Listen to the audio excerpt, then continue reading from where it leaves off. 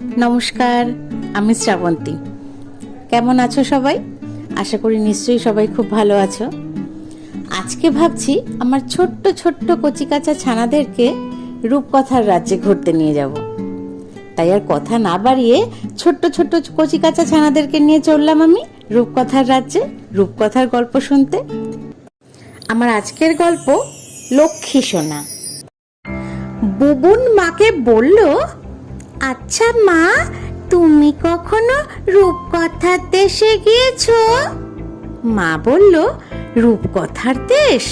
সে তো গল্পে শুনেছি, যাওয়া তো হয়নি কখনো। তাছাড়া ওখানে যেমন তেমন মানুষরা যেতেও পারে না। মায়ের কথা শুনে বুবুন প্রশ্ন করে, তবে রূপকথার দেশে কারা যেতে পারে মা? মা বলল, রাজা, রানী, রাজপুত্তুর, রাজকন্যা। তুই রাজার ছেলে হলে তুইও রূপকথার দেশে যেতে পারতিস। এ কথা শুনে বুবুনের মনটা খুব খারাপ। সে ভাবছে, রাজা, রানী, রাজপুত্তুর, রাজকন্যা ছাড়া রূপকথার দেশে যাওয়া যায় না। তবে কেন আমি রাজপুত্তুর হলাম না? কেনই বা হলাম না কোনো এক দেশের রাজা? ভাবতে ভাবতে অনেক সময় কেটে যায়।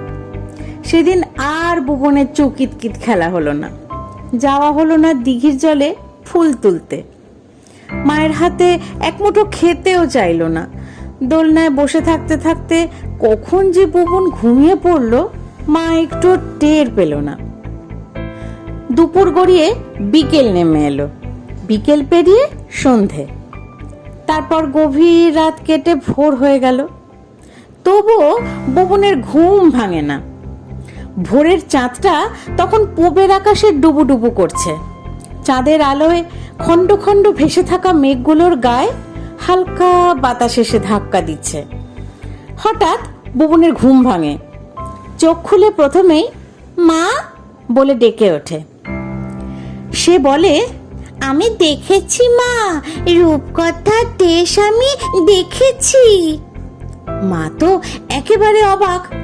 তুই কেমন করে রূপকথার দেশ দেখলি বুবুন? বুবুন বলল, সে অনেক কথা। একটা ঘুমপড়ির সাথে অনেকটা হাঁটা পথ পেরিয়ে দেখতে গেলাম ডাইনি পাহাড়।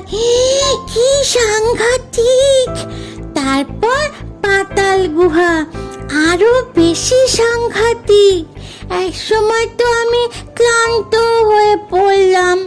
শোকসারিতের গান শুনতে শুনতে ক্লান্তি দূর হলো। তারপর পৌঁছে গেলাম তীরপুর্ণির ঘাট আর রত্নপুরীর হাটে। অনেক পরে দেখতে পেলাম গল্পে শোনা সেই তেপান্তরের মাঠটা। সে কি বিরাট! ব্যঙ্গমা ব্যঙ্গমীর সঙ্গেও আলাপ হলো জানো। ব্যঙ্গমা আমাকে আজব বাড়ি, মায়া কানন, মোহর গাছ, পান্নাহেরার গাছ দেখিয়েছে। ব্যঙ্গমী গুণিন ওঝার বশীকরণ মন্ত্রপুত তেলের বিপদ থেকে আমায় সাবধান করেছে। রাজপ্রাসাদের ঠিকানা পেয়ে টাট্টু ঘোড়াতে চড়ে যখন রাজপ্রাসাদে পৌঁছালাম, জানো, দেখি দৌড়ানি আর সুয়োরানি কাঁদছে, হাসছে। এইভাবেই ওদের দিন কাটছে। বুবুন এবার থামলো, তারপর বলল, জানো মা, হঠাৎ তোমার কথা মনে পড়ে গেল। ঘুমপড়িকে কাছে ডেকে বললাম, মায়ের জন্য মন কেমন করছে। ঘুমপড়ি তার সাদা সাদা ডানা দুটো নেড়ে বলল, কেন বুবুন, রূপকথার দেশ দেখতে এখনো তো অনেক বাকি।